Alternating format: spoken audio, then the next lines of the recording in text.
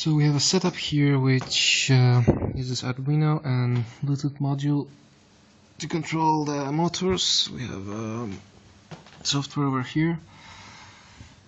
This window is the one that sends the Bluetooth, and this window is the one that shows the converted value, which will be outputted to the H-bridge. So starting by typing 10, and the motor starts to spin. So can go up to 255, I believe. It says converted, and the motor spinning is faster.